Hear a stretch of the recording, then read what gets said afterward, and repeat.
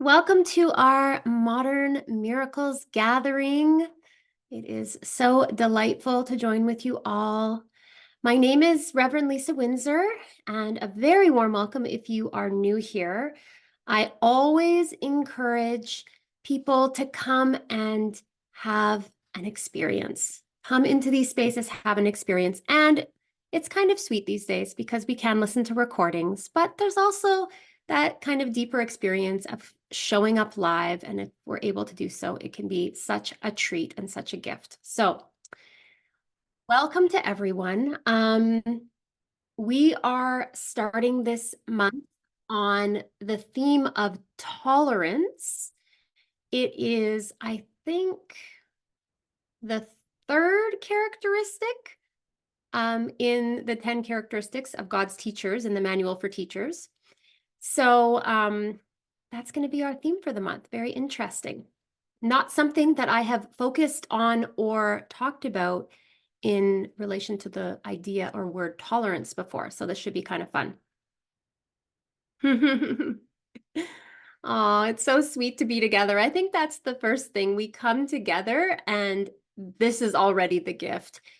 If you're not sure if healing's working in your life, if you're on track, this reflection of mighty companions in shared purpose is a perfect reflection of your mind right now.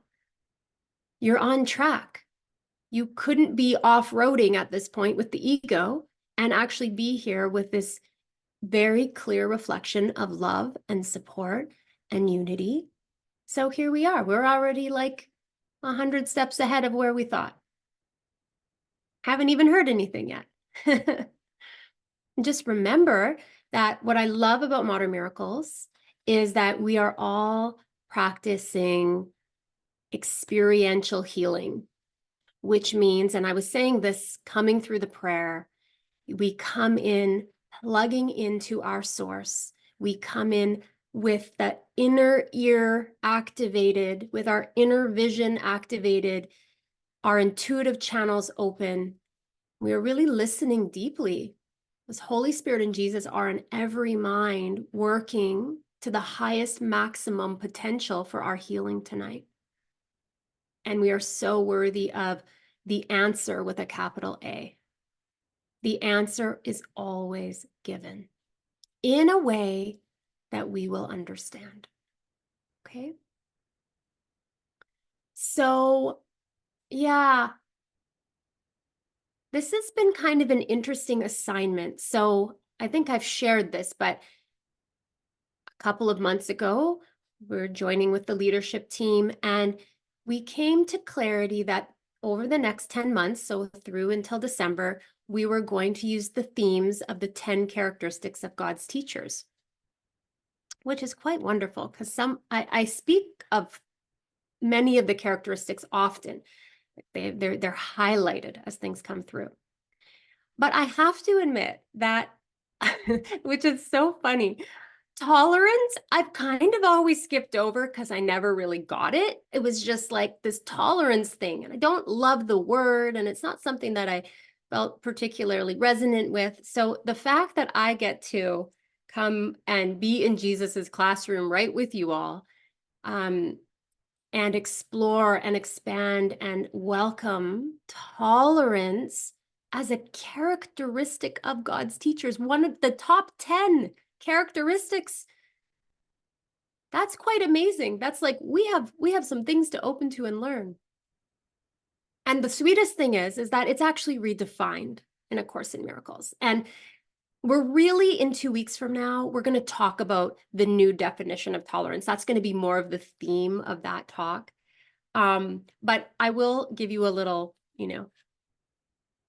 precursor to it, and which is so funny, is that the new definition really has to do with non-judgment, that tolerance is non-judgment. And so if I've already began with a total judgment on the word tolerance, that's the funny part about it. I was like, oh my gosh, can I just lift my judgment off the word itself? So, but I kind of felt as I was preparing the topics that there's a certain angle that I want to talk about tonight about tolerance. So our theme for tonight is from tolerating the ego to undoing the ego. And I think this definition of tolerance might be more resonant for us in terms of what we've kind of learned about tolerance in the world. So we'll really shift the definition next time. It really started with this quote. It says, "The ego depends solely on your willingness to tolerate it." I'm going to say that again. The ego depends solely on your willingness to tolerate it. Whoa. Okay. That feels like an important statement, one that we actually have to take a pause on. You know, when you're reading through the text and you're running along, that should be like a full stop, full stop. It's like, I'm going to remind you, one of the things that we lost when we fell asleep and started dreaming this dream of separateness, we lost the remembrance of the power of our mind. We forgot that we had a powerful mind. And in fact, the way part of that forgetting was the ego coming in and really giving us a lot of angles that would make us not feel powerful, that would make us feel alone and separate and victims. And so it has its tactics and its strategies so we do not remember that we have a powerful mind. And so when we don't believe and know that we have a powerful mind, we will come to tolerate many, many things in the mind. And that is probably the only reason that we would ever tolerate a thought system in the mind of fear and guilt and punishment. A thought system that we would tolerate running in the mind that is based on fear. What? But we kind of have to back up a little bit, because I think where we start with a lot of compassion is that we have forgotten that we have a powerful mind, but it's not even that. We've forgotten that we are a mind. We have forgotten that completely. And so it's not like we, as identified as people, are imagining that there are two thought systems in this mind, and that there's a choice that we are looking through a certain lens.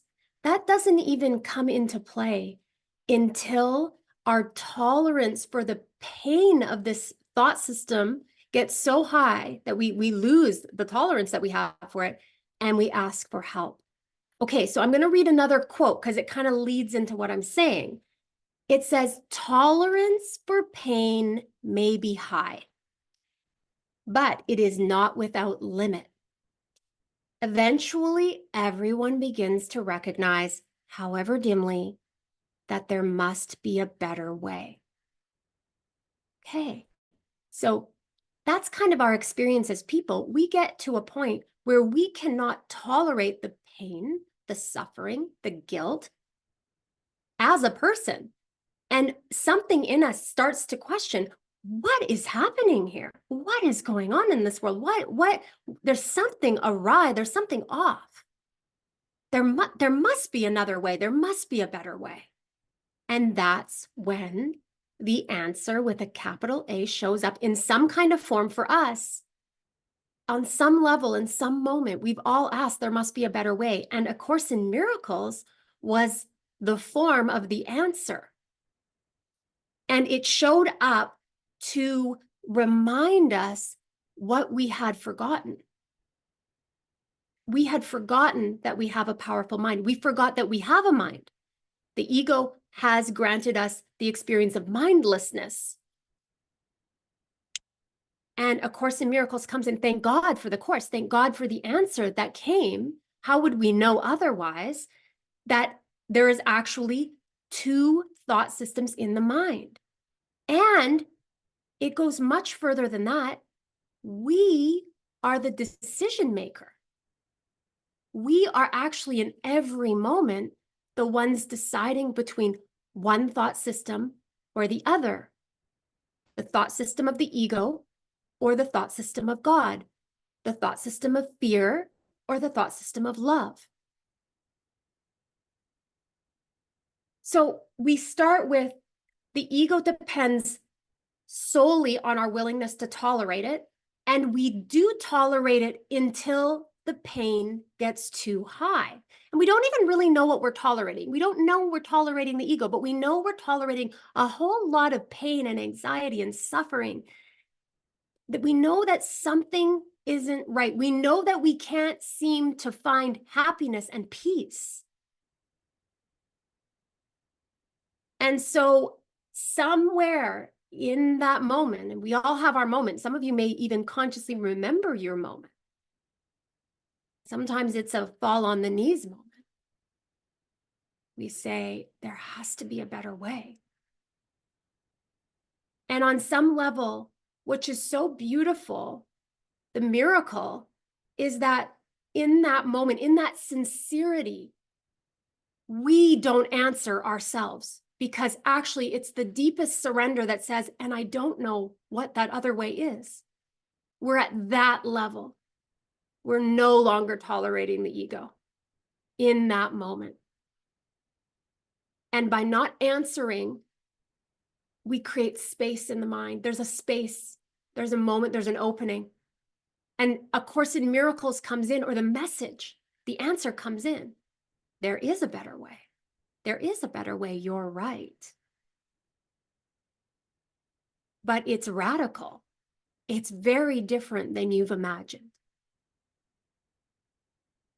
And I love this pathway because Jesus knows that he has to meet us where we are.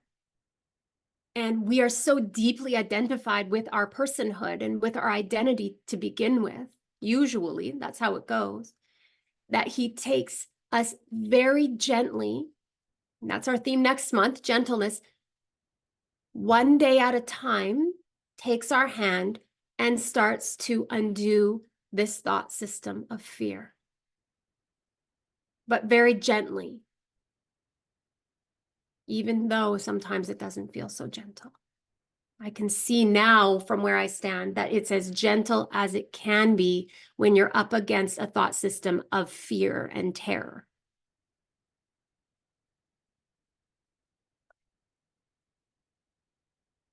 And then we're going to go to another quote where Jesus says, and it's really kind of cool because we're maybe starting to read the Course and we're kind of getting into it. And he says, you are much too tolerant of mind wandering, and you are passively condoning your mind's miscreations. And so he's starting to bring us to awareness. Watch your mind. Watch your mind. Are you noticing what you're tolerating? Do you notice the amount of distraction and wandering that the mind does? How unfocused the mind is, how untrained the mind is, how many pathways into fear and into darkness you follow day after day, week after week, year after year. Enough. You are tolerating so much mind wandering. And then we go, okay, how do we not allow our minds to wander? And he says, I have a curriculum for you, and I have a lesson a day, and I'll take your hand, and day by day, we'll walk through step by step and start to undo you from the madness and the insanity of a fearful thought system. Okay? So he's like, we're working with tolerance, and it's so incredibly important that we come to a point where it is not okay for us to tolerate a thought system of fear that runs in a mind that is actually, and as we start to read the Course, it starts to share with us about our true mind, our real mind, our loving mind, our natural mind, the mind that we are created with, the one we are with God. a mind that is limitless, a mind that is pure love, a mind that is radiant light, a mind that is solely and completely expansive and joyful and peaceful. And over here, the experience we're having, no, that's not the experience we're having. And I think that's challenging because, and I think it helps us to not tolerate it, because when we really choose to look at the wanderings of the mind, if we really choose to step back and look, we will see the ego plain as day. See, in a way, before we've been able to step back and look at the mind, because we were identified as the mind, we were identified with the ego, we didn't see it. It was like playing out, but it was almost hiding in plain view. It was so there, but we couldn't see it. But as we join with Jesus and the Holy Spirit, and they ask us to step back and look with them, all of a sudden we see this thought system that has been running in our minds, that has been shaping our perceptions of the world, that has been interpreting the stories and the stories that we tell ourselves. And it becomes very obvious when we step back and we look. Just look at it. Say, oh my goodness. Oh my godness. Okay, so I want to share another quote. And this is kind of, again, I'm kind of relating them and connecting them to the idea of tolerance. So as we start to come into alignment with our inner teachers, the Holy Spirit and Jesus are the symbols of our inner teachers in the course. So this starts to reestablish the power of our mind. Okay, so now we're starting to get in connection with the power of our mind. As we get in connection with the power of our mind, Jesus says, we become increasingly unable to tolerate delay, realizing that delay only adds to unnecessary pain. As a result, the mind becomes increasingly sensitive to what it would once have regarded as very minor intrusions of discomfort. Okay, I'm going to say this again. What happens as we become aware of the ego and how painful it is to connect in and to listen to it and to believe in it is that our tolerance for pain, it lowers, it gets less and less and less and less and less. We become very, very sensitive on the path to even minor intrusions. So you may notice this. I used to say years ago, oh my gosh, I have such a high tolerance to pain. I was pretty proud of that. I had a lot of high tolerance to pain. But what happened over time as I practiced forgiveness and I undid the ego was my tolerance to pain dropped and dropped and dropped to the point where something that in the past I could have put up with for a long time, I could have dealt with the anxiety of it, the fear of it, the pain, the suffering, even little irritations feel painful now. Even small distractions, judgments feel quite painful now. It's like the power of the mind and its ability to not delay, it can't delay, everything becomes sensitive. And so that's actually really helpful for us to talk about on the spiritual path, because for a lot of people, they'll say, things seem to have become more painful, more intense. And actually, yes. And what's so beautiful about that is that as things become intolerable, when things are really painful and we become sensitive to them, that actually becomes the catalyst for us to forgive so quickly. We can't tolerate the pain. So our choices to forgive, to ask for help, to call out for love, that's the choice. So now I actually have such a deep appreciation that those minor intrusions, even they trigger me into a place of like This doesn't feel good. I feel out of alignment. It feels off. Does not feel good. Turn within. What's happening in my mind? I've identified with the ego. I'm believing in something it said. I'm checked into it. I'm caught. And it's so painful. Can't tolerate it. That I can choose once again so much more quickly. Right? And so now I'm so thankful. The minor intrusions, they are a catalyst for forgiveness and for the choice. I can call on the power of my mind to remember. Okay, so important. The ego vacillates between suspiciousness and viciousness. Okay, have you ever heard about this in the course, right? That's the ego's range from suspiciousness to viciousness. Okay, so it remains suspicious as long as we despair of ourselves.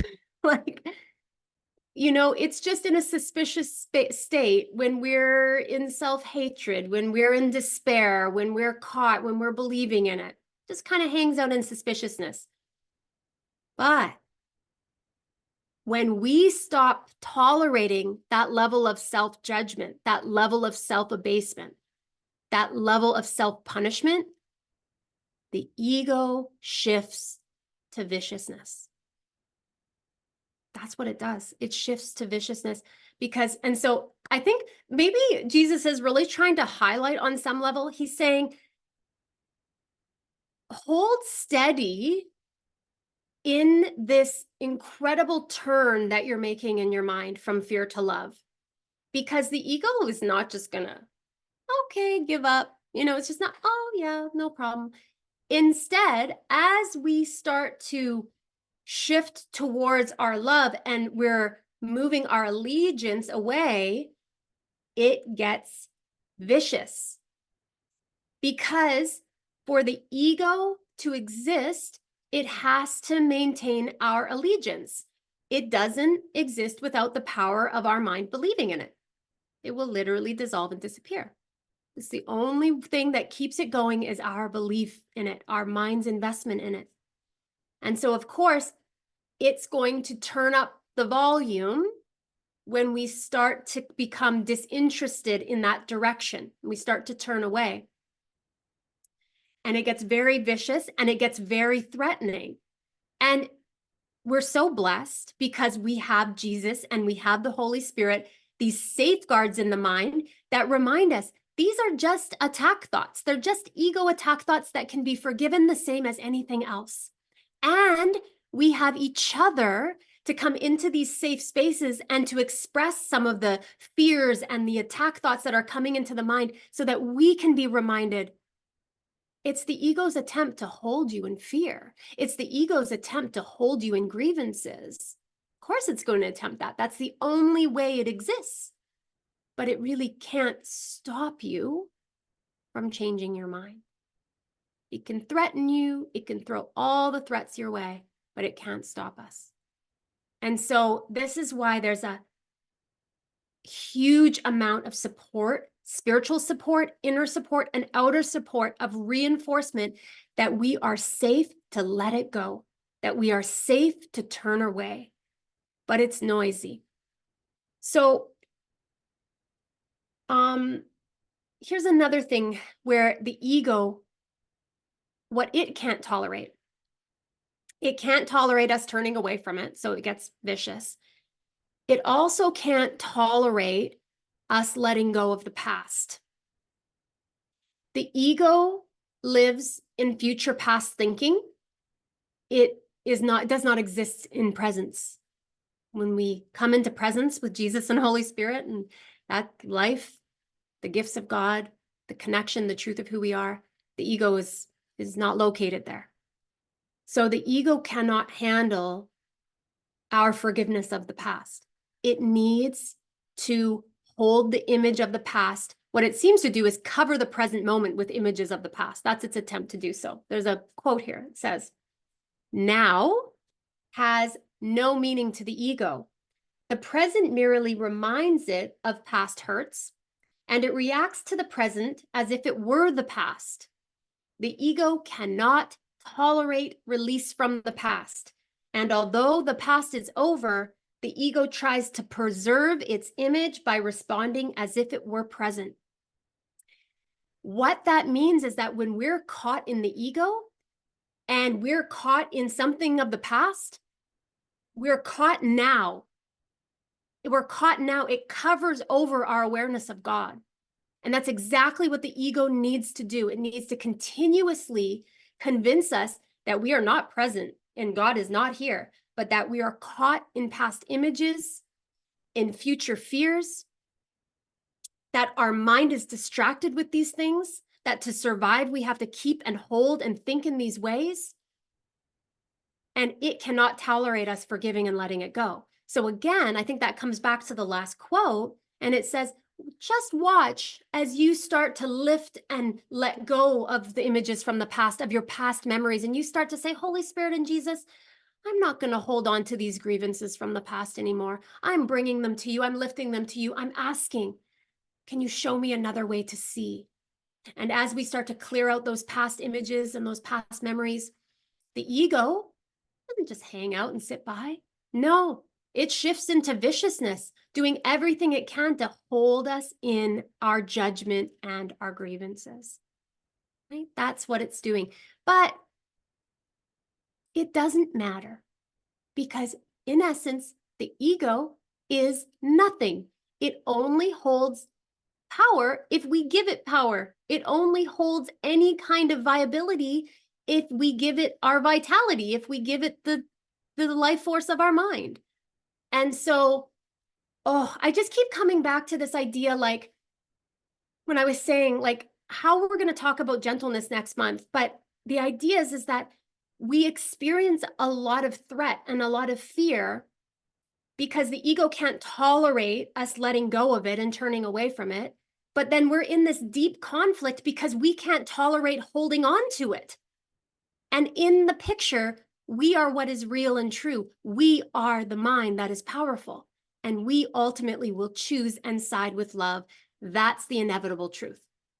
It's already happened. It's done. We're just remembering that that's what we chose. So can you see the immense conflict that we're kind of that we're starting to look to? We're starting to join with the Holy Spirit and Jesus and look upon us not being able to tolerate the pain of the ego thought system and the ego not being able to tolerate us letting it go. There's the conflict. And so the message that's really coming through is you do not understand the level of support you are given to wake up. Everything is given for your awakening. You are safe to take these steps. You are held. You are supported. This is reinforced. There is a loving pathway. You can accomplish that. It is accomplished in truth.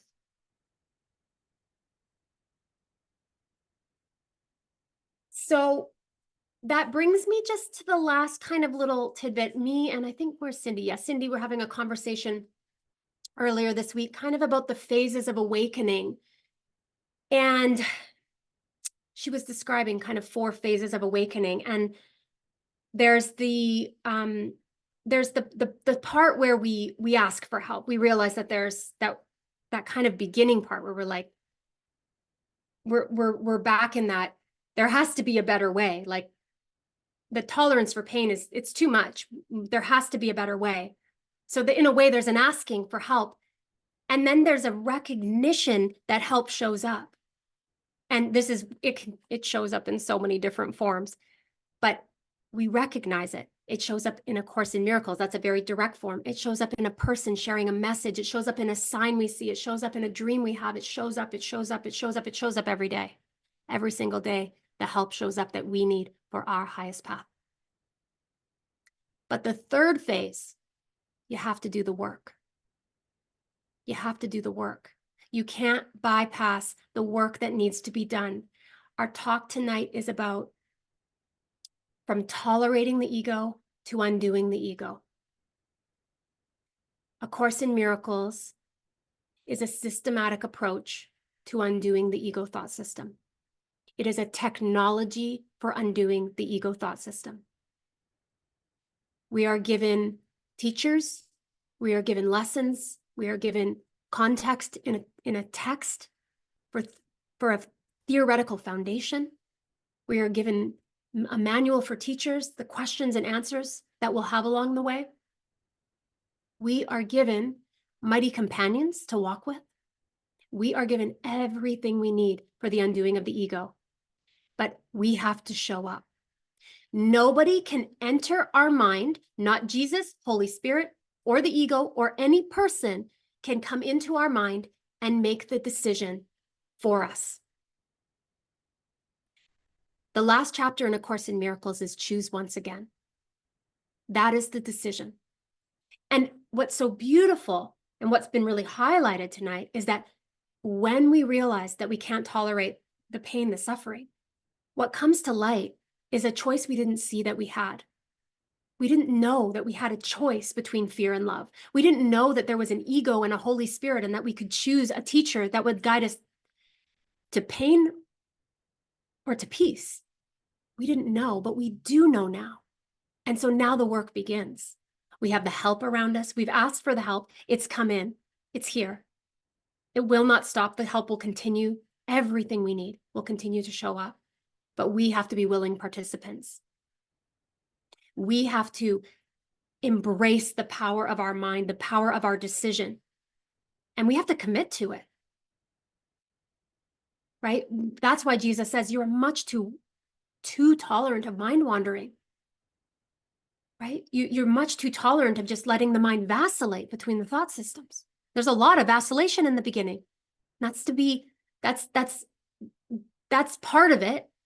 But then as we go along, we build a devotion to the love. We build a commitment. We dedicate. He says, oh my gosh, this is why I've built a workbook journey, a program, 365 lessons. We need support to stay in a commitment for an entire year. But you know what happens after a year of the workbook? It turns into a lifelong devotion. That's what happens. And Jesus, he meets us every day with so much love, with no judgment, with so much encouragement.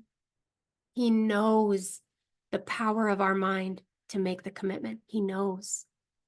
He knows the capacity we have to our devotion, to our dedication. He knows how much we love God. He knows how much we miss home. He knows that there's remembrance in our mind of the truth.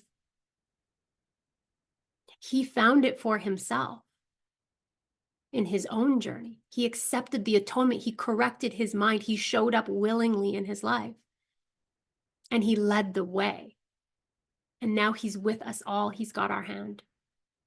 Holy Spirit shines the light. We're so good to go here. But we cannot skip over that third step. We have to do the work. And then we come into that last stage of devotion and dedication to God's plan, solely committed to our part in his plan. And at that point, our tolerance for pain is really, we don't have any tolerance left.